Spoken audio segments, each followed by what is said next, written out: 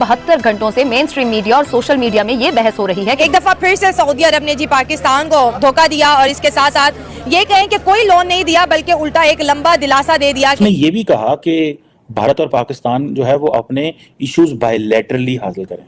It means कि उन्होंने India को स्पेस दी है कि जो इंडिया फैसला करे। तो भी पाकिस्तान का नया वजीर आजम बनता है वो सऊदी अरब जरूर जाता है, इन्वेस्टमेंट के लिए जाता है, कर्जा मांगने के लिए जाता है। दो ही इनके मकासद होते हैं। सऊदी अरब इस वक्त किसी भी मूड में नहीं है कि वो पाकिस्तान को लोन दे। हाँ, अभी हमारी दिल की धड़कन है, ठीक है, हमारी सऊदी अरब जान है, ठीक है, हम दिली तौर पे उनके साथ प्यार करते हैं। अच्छा, अगर वो कश्मीर के हवाले से इंडिया के फेवर में अगर कोई बात करते हैं तो फिर भी आप सपोर्ट करेंगे? नहीं, फिर तुमने कर सकते अभी आप कह रहे थे दिल में जा रही है क्या बात? लेकिन मजबूत नुकता नजर से बात है। भारत और पाकिस्तान के हवाले से कोई बात पॉइंट सामने आता है तो जो होती है रेफरेंस जो दिया जाता है वो दिया जाता है यूएन सिक्योरिटी काउंसिल का। लोग तो बाथरूम को भी वहां जाके चूम लेते।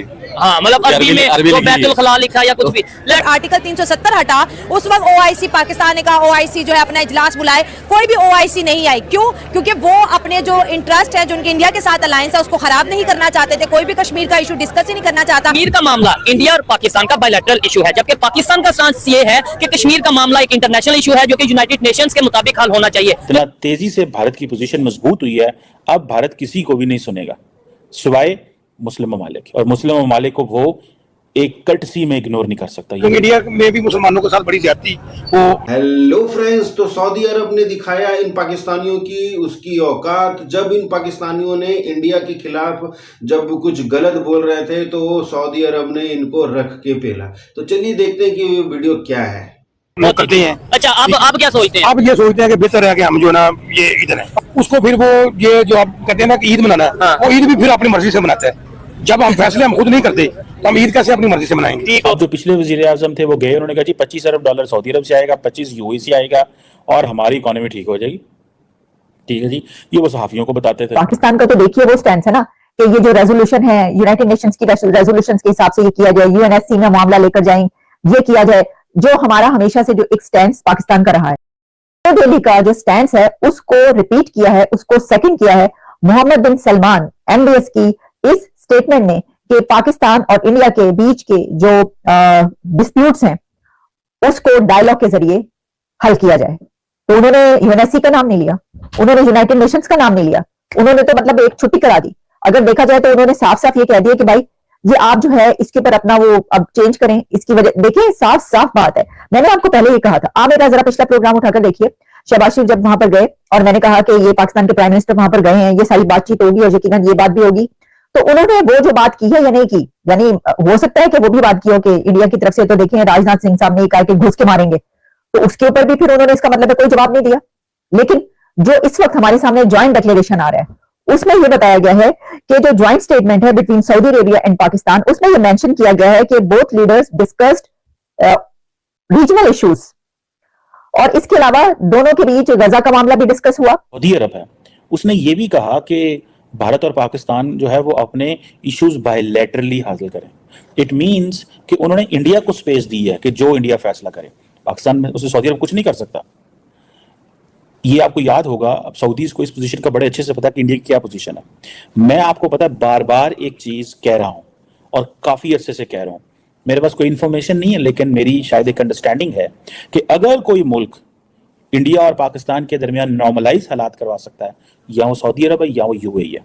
ये स्पेस अब वेस्टर्न ममालिक के पास नहीं रही, क्योंकि जितना तेजी से भारत का पलड़ा भारी हुआ है, जितना तेजी से भारत की पोजीशन मजबूत हुई है, अब भारत किसी को भी नहीं सुनेगा सिवाय मुस्लिम ममालिक, और मुस्लिम ममालिक को वो एक कर्टसी में इग्नोर नहीं कर सकता। ये मैं आपको बात बताऊं, they can't say no to UAE. Mohammed bin Zayed और मोहम्मद बिन सलमान को नो नहीं कह सकते, क्योंकि उनको पता है कि इनके पीछे कितनी बड़ी सपोर्ट है। पैसे का प्रॉब्लम नहीं है इंडिया के लिए, लेकिन वो समझते हैं कि जो चीज हमें आलम इस्लाम से, मुस्लिम वर्ल्ड से चाहिए, ये दो ममालिक दे सकते हैं।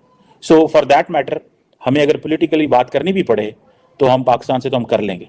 ये मेरी एक अंडरस्टैंडिंग है।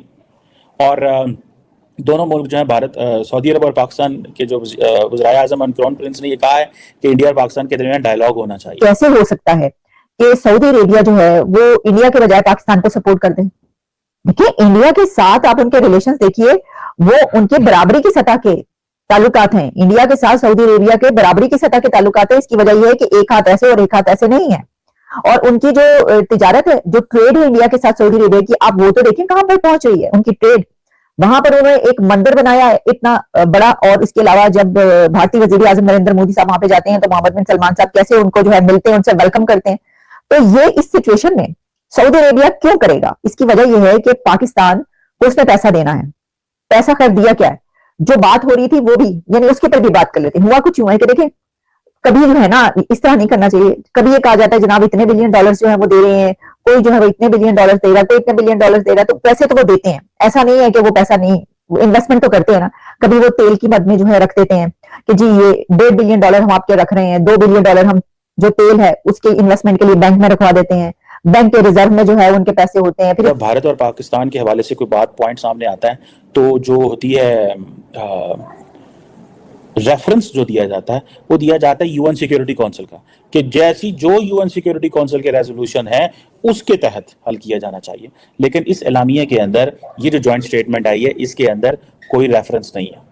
और आपको पता है ये पाकिस्तान का एक traditional political diplomatic legal point of view है कि ये सारे के सारे यूएन सिक्योरिटी काउंसिल में लेके जाना चाहिए।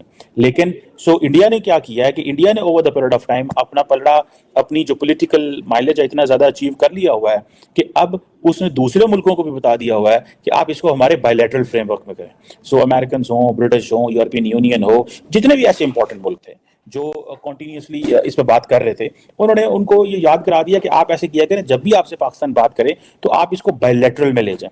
जब आप इसको बायलैटरल में लेके जाएंगे तो हम इसको हल कर लेंगे। लेकिन बायलैटरली इंडिया बैठती नहीं है पाकिस्तान के साथ, आप समझ रहे हैं बात को। बायलैटरली बैठता नहीं है, मल्टीलैटरल किसी फोरम को मानता नहीं है और किसी थर्ड कंट्री की भी नहीं मानता। इंडिया बेसिकली जिन्होंने कहते हैं ना वो करा रहा है, उसे पता नहीं क्या कहते हैं, वो जब हॉकी खेलते हैं तो बस वो गेंद को लेके जा रहे होते हैं, गोल भी नहीं करते और किसी को बॉल भी नहीं देते। सऊदी अरेबिया ने अब ये देख लिया कि ये पैसे वापस नहीं कर सकते, यानी पैसे वापस ना करना कि कैसे करेंगे, ये तो खुद आईएमएफ के पास है ना। तो इनको कोई भी कंट्री अगर पैसा देता है तो जाहिर है ये सोचता होगा कि पाकिस्तान तो आईएमएफ से कर रहा है और ये कैसे पैसा वापस करेगा, ऑलरेडी कितने ज्यादा कर्जे जो है चढ़ चुके हैं। तो वो इन्वेस्टमेंट की बात करते हैं और इन्वेस्टमेंट में जो है वो पैसा लगाते हैं उसमें, और वो इतने बिलियन, तो $5 बिलियन की जो बात की जा रही है इन्वेस्ट ही है ना वो उनकी तरफ से। लेकिन ये बड़ी देखें ना, ये सबसे बड़ा तो मुद्दा ये है कि उन्होंने, सऊदी अरेबिया ने कश्मीर के मुद्दे पर इंडिया को सपोर्ट कर दिया है। कश्मीर के मामले पर उसने इंडिया का वो स्टैंड रिपीट किया है कि बायलैटरल डायलॉग के जरिए इसको हल किया जाए। तो भारतीय वजीर आजम नरेंद्र मोदी और उनकी जो अथॉरिटीज है, डॉक्टर जयशंकर, और दिल्ली का जो उसके ऊपर स्टैंड है, इंडिया का स्टैंड है, वो ये है कि ये इशू, कश्मीर का इशू, कोई थर्ड पार्टी मीडिएशन की बात नहीं हो सकती। उन्होंने कहा कि आउट ऑफ क्वेश्चन है कि थर्ड पार्टी या इसके ऊपर मीडिएशन की बात की जाए, क्योंकि ये बायलैटरल इशू है कश्मीर। हेलो फ्रेंड्स, वीडियो होता है खत्म। तो मोहम्मद बिन सलमान, सऊदी अरब के प्रिंस ने पाकिस्तान को ये क्लियरली बोल दिया है कि पाकिस्तान और इंडिया का जो भी मैटर चल रहा है उसको बायलैटरल आप बैठकर आप उसको हल करो। और ये इंडिया अच्छे से जानता है कि पाकिस्तान कभी भी ये मसला को सॉल्व नहीं करेगा जो भी इंडिया और पाकिस्तान के बीच में खटपट चल रही है। तो पाकिस्तान कभी नहीं चाहेगा और इंडिया को ये चीज अच्छे से पता है। तो इसलिए इंडिया के सऊदी अरब ये दोनों कंट्री के बीच में बैठ के इसको सुलह कराए थर्ड पार्टी मीडिएटर के तौर पे। और रही बात कर्जा मांगने की, तो अब मोहम्मद बिन सलमान ने क्लियरली पाकिस्तान को ये चेतावनी दी है कि अब हम तुम्हें कर्जा नहीं देंगे। पाकिस्तान फिर से एक बार भीख मांगने सऊदी अरब गए हैं और वो भी अमाउंट बहुत ज्यादा है, $5 मिलियन का कर्जा मांगने गए हैं। तो अब सऊदी अरब भी अपना दिमाग लगाने लग गया है कि अब वो कह रहा है कि मैं पैसा दूंगा, बट मैं लोन की तरह नहीं दूंगा, मैं इन्वेस्टमेंट के तौर पे दूंगा। मैं तुम्हारे कंट्री में मैं इन्वेस्ट करूंगा, उसके बाद उससे जो भी प्रॉफिट आएगी मैं उस प्रॉफिट का आधा हिस्सा मेरा होगा। ये सुन के पाकिस्तानियों के, ये जाहिर सा बात है कि जब ये पाकिस्तानी सुनेंगे तो उनका तो वो दिमाग तो खराब हो गई होगा। और सऊदी अरब ने ये क्लियरली इंडिया के साथ में सपोर्ट किया है, जिससे पाकिस्तानी आवाम और पाकिस्तानी मीडिया बिल्कुल भी नाखुश है। और वो अब बात कर रहे हैं कि सऊदी अरब अब इंडिया के साइड में झुक रहा है। सो फ्रेंड्स, आपको ये वीडियो कैसा लगा? अगर आप मेरे चैनल में न्यू हो तो मेरे चैनल को सब्सक्राइब करो, लाइक करो, कमेंट करो। मैं मिलता हूँ नेक्स्ट वीडियो में। अभी के लिए बाय।